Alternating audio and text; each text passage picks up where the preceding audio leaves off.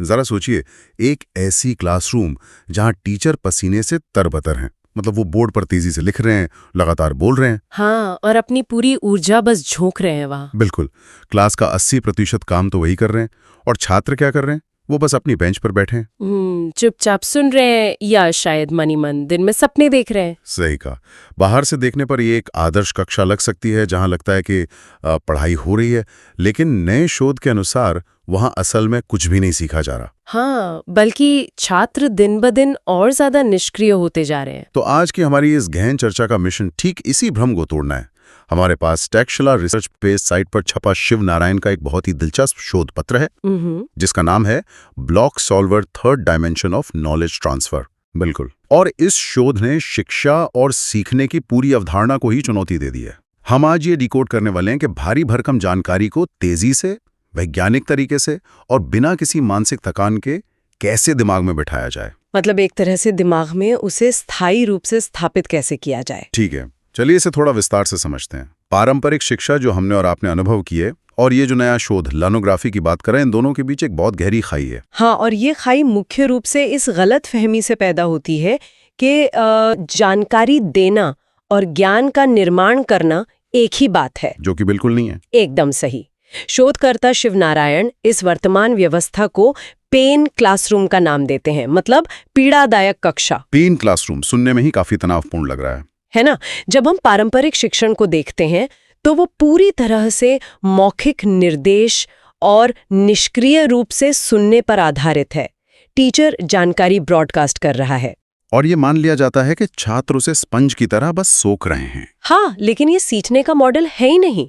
शोध के अनुसार ये असल में शिक्षक के प्रदर्शन का मॉडल है। मतलब टीचर हर दिन मंच पर एक तरह की परफॉर्मेंस दे रहा है। बिल्कुल, वो 80% मेहनत कर रहे हैं, जिसके कारण अंततः उन पर काम का भारी दबाव पड़ता है और वो बर्नआउट का शिकार होते हैं। और दूसरी ओर छात्र केवल एक दर्शक बनकर रह जाता है। हाँ, जिसके दिमाग की गहराई में वो जानकारी कभी पहुंच ही नहीं पाती। ये तो बिल्कुल ऐसा है जैसे मतलब कोई व्यक्ति किसी और को जिम में पसीना बहाते देख रहा हो, ट्रेडमिल पर दौड़ते, भारी डंबल उठाते हुए देखकर ये उम्मीद कर रहा हो कि उसके खुद के बाइसेप्स बन जाएंगे। अरे वाह, ये जिम वाला उदाहरण एकदम सटीक है। ये तो सीधे सीधे जीव विज्ञान के ही खिलाफ है ना। बिल्कुल, जब तक आप खुद वजन नहीं उठाएंगे, आपकी मांसपेशियां कैसे बनेंगी। शोध में इस बात पर बहुत जोर दिया गया है कि ज्ञान को सीधे छात्र के दिमाग में ट्रांसफर होना चाहिए, जिसे इस पेपर में ब्रेन पेज का नाम दिया गया है। हाँ, ब्रेन पेज। जब तक ये ट्रांसफर नहीं होता, ये पूरी प्रक्रिया केवल एक दिखावा है। टीचर कितनी भी शानदार प्रस्तुति दे दे, अगर छात्र के दिमाग का इंजन चालू नहीं हुआ है तो वो पेन क्लासरूम भी बना रहेगा। सही बात है। और शारीरिक मांसपेशियों की तरह ही हमारे दिमागी न्यूरल नेटवर्क भी तभी मजबूत होते हैं जब वो खुद काम करते हैं। तो यहाँ एक बहुत ही स्वाभाविक सवाल उठता है, अगर दूसरों को देखकर या सिर्फ सुनकर सीखना काम नहीं कर रहा, तो आखिर सही तरीका क्या है? ज्ञान को ब्रेन पेज तक कैसे पहुंचाया जाए, यहीं पर इस शोध का मुख्य सिद्धांत सामने आता है, जिसे ब्लॉक सॉल्वर कहा गया है। Block solver. तो अगर पारंपरिक कक्षा काम नहीं कर रही, तो ये नया तरीका उस खालीपन को कैसे भरता है?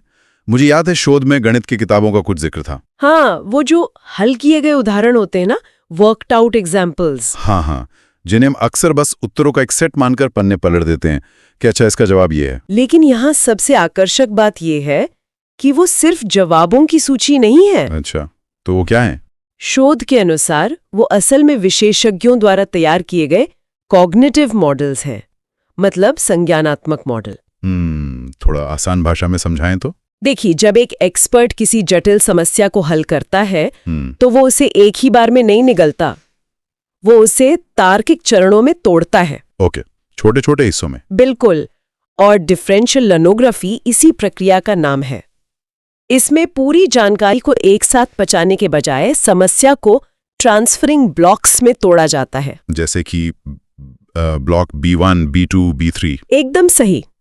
जानकारी को इस तरह छोटे, प्रबंधनीय और तार्किक हिस्सों में अलग करना ही सीखने की असली शुरुआत है। तो हम एक बहुत बड़ी और डरावनी चट्टान को निगलने की कोशिश नहीं कर रहे हैं, हम उसे छोटे छोटे कंकड़ों में तोड़ रहे हैं। हाँ, बिल्कुल ऐसा ही। लेकिन एक बड़ी चट्टान के बजाय 10 छोटे कंकड़ देखने से दिमाग के अंदर असल में क्या बदलता है?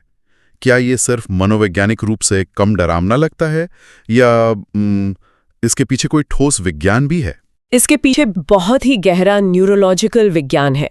जब कोई जानकारी इस तरह स्पष्ट ब्लॉक्स में बंटती है तो हमारे दिमाग के मिरर न्यूरॉन्स सक्रिय हो जाते हैं। मिरर न्यूरॉन्स ये क्या करते हैं? ये हमारे दिमाग की वो विशेष कोशिकाएं हैं जो तब एक्टिव होती हैं जब हम किसी और को कोई विशिष्ट काम करते हुए देखते हैं, और वो हमारे दिमाग में उस काम की बिल्कुल हूबहू नकल उतारती हैं। मतलब एक तरह से दिमाग में मिरर या शीशे जैसा काम कर रही हैं। हाँ, जब कोई छात्र एक पूरे हल किए गए पन्ने को एक साथ देखता है तो दिमाग ओवरलोड हो जाता है। घबराहट होने लगती है। बिल्कुल, लेकिन जब वो केवल ब्लॉक B1 पर ध्यान केंद्रित करता है, मान लीजिए बीजगणित के किसी समीकरण में x को एक तरफ से दूसरी तरफ ले जाना, तो उसके मिरर न्यूरॉन्स तुरंत सक्रिय हो जाते हैं। अच्छा, तो वो अवचेतन रूप से उस विशेषज्ञ की रणनीति की नकल करने लगते हैं। एकदम सही। छात्र केवल कुछ संख्याएं नहीं पढ़ रहा है, वो असल में सोचने की उस पूरी प्रक्रिया का सिमुलेशन कर रहा है।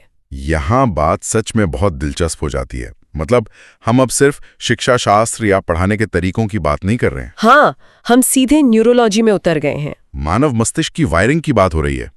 शोध पत्र में दिमाग के कुछ बहुत ही विशिष्ट हिस्सों का उल्लेख किया गया है ना, जो इस ब्लॉक सॉल्वर तकनीक के दौरान एक साथ काम करते हैं। जैसे कि प्रीफ्रंटल कॉर्टेक्स और बेसल गैंग्लिया। हाँ, अगर हम इसे न्यूरोबायोलॉजी के चश्मे से देखें तो ब्लॉक्स में जानकारी को तोड़ने का ये तरीका हमारे दिमाग की बायोलॉजी के साथ एकदम सटीक बैठता है। देखिए, जब आप एक ब्लॉक पर फोकस करते हैं तो आपका प्रीफ्रंटल कॉर्टेक्स सक्रिय होता है। ये हिस्सा योजना बनाने और निर्णय लेने का केंद्र है। और इसके साथ ही बेसल गैंग्लिया भी काम करता है, जो आदतों को कंट्रोल करता है। बिल्कुल, लेकिन इस पूरी प्रक्रिया का सबसे जादुई हिस्सा मिड ब्रेन में छिपा है, जिसे सब्सटेंशिया निग्रा कहा जाता है। सब्सटेंशिया निग्रा नाम सुनने में तो किसी विज्ञान कथा फिल्म के रहस्यमय ग्रह जैसा लग रहा है ना? लेकिन इसका काम हमारी रोजमर्रा की सीखने की क्षमता को पूरी तरह से बदल सकता है। वो कैसे? सब्सटेंशिया निग्रा सीधे तौर पर हमारे शरीर के रिवॉर्ड सिस्टम से जुड़ा है, मतलब आनंद और मोटर प्लानिंग से। ये हमारे दिमाग का वो हिस्सा है जो डोपामाइन बनाता है। डोपामाइन? वही जो हमें खुश करता है? हाँ, जब आप किसी जटिल समस्या को एक साथ देखते हैं तो दिमाग तनाव के हार्मोन रिलीज करता है, जैसे कॉर्टिसोल। तभी पेन क्लासरूम वाली फीलिंग आती है। बिल्कुल, लेकिन जब उसी समस्या को ब्लॉक्स में तोड़ा जाता है और आप एक छोटे से ब्लॉक को समझ लेते हैं तो सब्सटेंशिया निग्रा तुरंत डोपामाइन की एक छोटी सी खुराक रिलीज करता है। क्या बात है! मतलब ये डोपामाइन हमें खुशी, संतुष्टि और अगली चुनौती के लिए प्रेरणा देता है। एकदम सही। इसका मतलब है कि डोपामाइन सिर्फ सोशल मीडिया पर लाइक्स मिलने से नहीं आता। गणित का एक स्टेप समझ में आने पर भी दिमाग हमें वही इनाम दे सकता है। हाँ, और यही वो कारण है जिसकी वजह से ये पूरी ब्लॉक सॉल्वर प्रक्रिया उस तनावपूर्ण पेन क्लासरूम को एक हैप्पीनेस क्लासरूम में बदल देती है। ये सच में हैरान करने वाला है।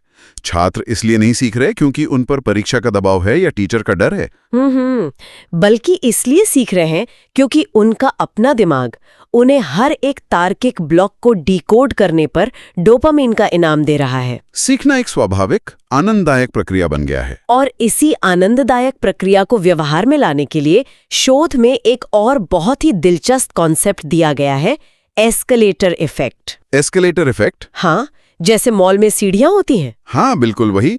जिस तरह एक एस्केलेटर किसी व्यक्ति को बिना थकाए आसानी से ऊपर ले जाता है, वैसे ही ये ब्लॉक सॉल्वर प्रणाली प्री ट्रेन्ड लर्नर्स को बुनियादी स्तर से उन्नत स्तर तक ले जाती है। हाँ, तो एस्केलेटर की सीढ़ियों की तरह हर एक ब्लॉक छात्र के संज्ञानात्मक स्तर को बिना किसी उलझन के धीरे धीरे ऊपर उठाता है। एक मिनट रुकिए, यहाँ मुझे एक स्पष्ट विरोधाभास नजर आ रहा है।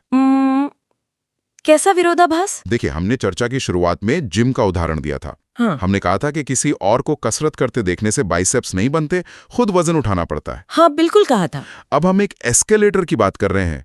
एस्केलेटर तो असल में हमारे लिए सारा काम करता है, हमें तो बस खड़ा रहना होता है। अच्छा, मैं समझ गई आप क्या कह रहे हैं। तो अगर ब्लॉक सॉल्वर एक एस्केलेटर की तरह काम कर रहा है तो क्या ये छात्रों को फिर से निष्क्रिय नहीं बना रहा है? जिम में खुद मेहनत करने वाली बात कहाँ गई? ये एक बहुत ही पैनी और आवश्यक आलोचना है। इस विरोधाभास को स्पष्ट करना सच में जरूरी है। तो इसका क्या जवाब है शोध में? जब शोधकर्ता एस्केलेटर इफेक्ट की बात करते हैं तो उनका मतलब प्रयास को खत्म करने से नहीं है, बल्कि संज्ञानात्मक घर्षण यानी कॉग्निटिव फ्रिक्शन को कम करने से है। Cognitive friction? हाँ, एस्केलेटर व्यक्ति को ऊपर ले जाता है, लेकिन दिमाग के मामले में ये एस्केलेटर मानसिक जटिलता का है।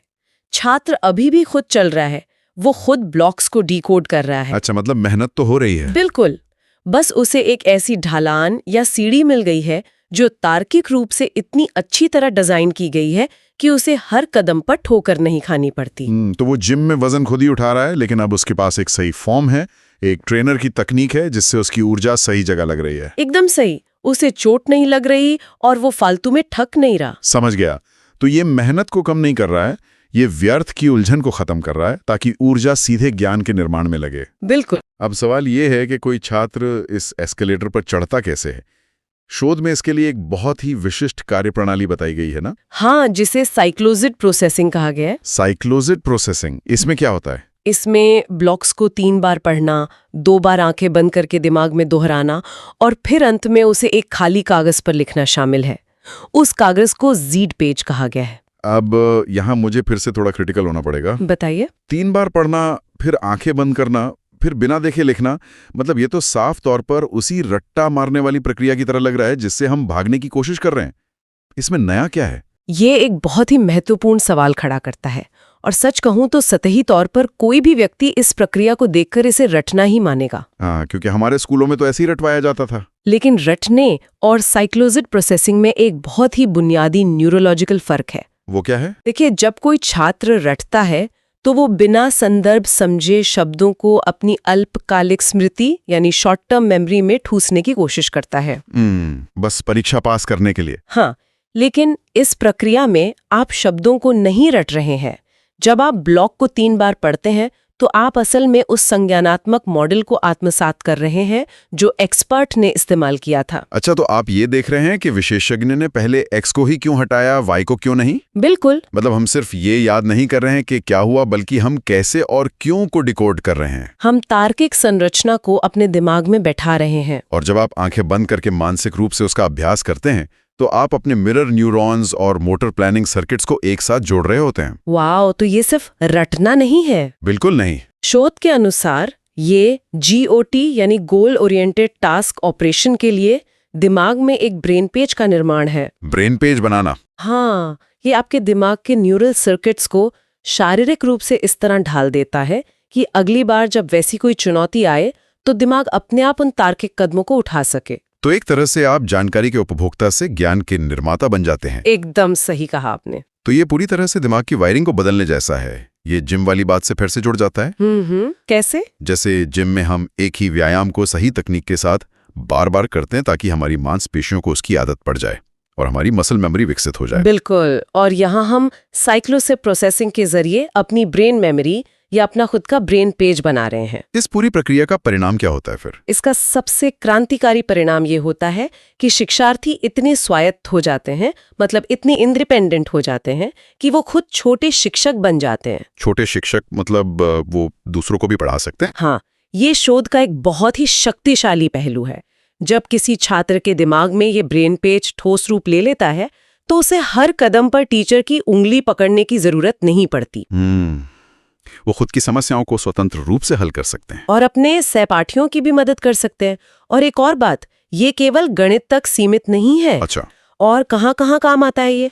शोध में स्पष्ट किया गया है कि ये विधि भौतिकी के जटिल नियमों, कंप्यूटर साइंस की कोडिंग और यहाँ तक कि ग्रामर जैसी भाषाओं की तार्किक संरचनाओं में भी उतनी ही कारगर है। मतलब जहां भी क्रमिक सोच और तार्किक कदमों की जरूरत होती है, वहां ये ब्लॉक सॉल्वर प्रणाली अपना काम करती है। बिल्कुल। ये सच में शिक्षा के पूरे प्रतिमान को ही पलट देने वाली बात है।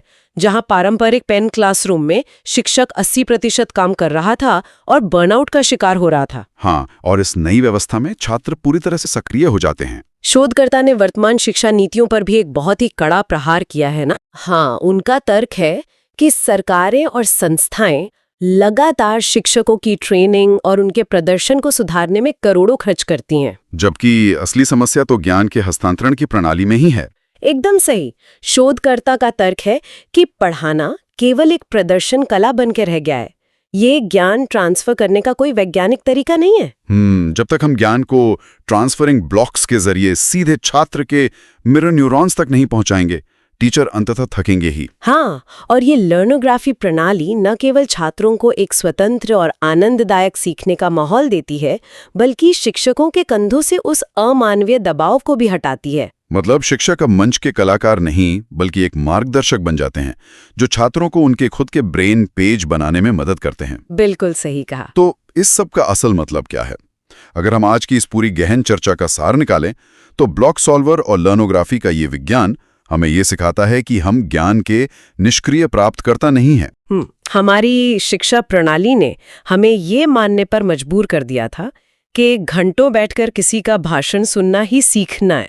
लेकिन ये शोध स्पष्ट करता है कि असली सीख तब मिलती है जब हम जटिलताओं को छोटे छोटे तार्किक टुकड़ों में तोड़ते हैं। हाँ, जब हम अपने दिमाग के मिरर न्यूरॉन्स को सक्रिय करते हैं और हर एक ब्लॉक को डिकोड करके डोपामाइन का इनाम पाते हैं और अपनी खुद की दिमागी संरचना यानी अपना खुद का ब्रेन पेज बनाते हैं। ये केवल शिक्षा के क्षेत्र का एक नया चलन नहीं है, ये इस बात की स्वीकारोक्ति है कि हमारा दिमाग प्राकृतिक रूप से काम कैसे करता है। बिल्कुल। जब हम दिमागी जीव विज्ञान और सीखने के तरीके को एक ही दिशा में ले आते हैं तो शिक्षा कोई थोपी गई सजा नहीं रह जाती। हाँ, वो एक स्वाभाविक आनंद बन जाती है। ये पूरी व्यवस्था को तनाव मुक्त बनाने का एक मॉडल है, जहां शिक्षक भी राहत की सांस ले सकते हैं और छात्र अपने सीखने की गति के खुद मालिक बन सकते हैं। सही कहा। ये सच में एक बेहद सशक्त और मुक्ति देने वाला विचार है। हमने देखा कि किसी और को कसरत करते देखने से बाइसेप्स नहीं बनते और सिर्फ दूसरों को हल करते हुए देखने से दिमाग तेज नहीं होता। ब्लॉक सॉल्वर वो सही तकनीक है जो हमें अपने मानसिक बाइसेप्स को बिना किसी चोट या थकान के मजबूत करने की ताकत देती है। बिल्कुल। अब जैसे जैसे हम इस चर्चा के अंत की ओर बढ़ रहे हैं, ये एक बड़ा सवाल छोड़ जाता है। सुनने वालों के लिए सोचने की बात है। वो क्या? अगर हमारा दिमाग स्वाभाविक रूप से इस ब्लॉक संरचना को डिकोड करने, मिरर न्यूरॉन्स का उपयोग करने और डोपामाइन रिलीज करने के लिए ही डिजाइन किया गया है, तो क्या हमें इस तकनीक को केवल स्कूली किताबों तक ही सीमित रखना चाहिए? ये तो सोचने वाली बात है। जरा सोचिए, क्या हम रोजमर्रा की भारी भरकम खबरों को, किसी नई विदेशी भाषा को सीखने की चुनौती को, या यहां तक कि कॉर्पोरेट जगत की उन बेहद जटिल ट्रेनिंग्स को भी इस तरह तार्किक ब्लॉक्स में डिकोड नहीं कर सकते? बिल्कुल कर सकते हैं। अगर दिमाग का इंजन इसी तरह से सबसे अच्छी तरह काम करता है, तो क्या हम अपनी पूरी जिंदगी को एक हैप्पीनेस क्लासरूम में बदलकर अपने खुद के अनंत ब्रेन पेज नहीं बना सकते? इस पर जरूर सोचिएगा।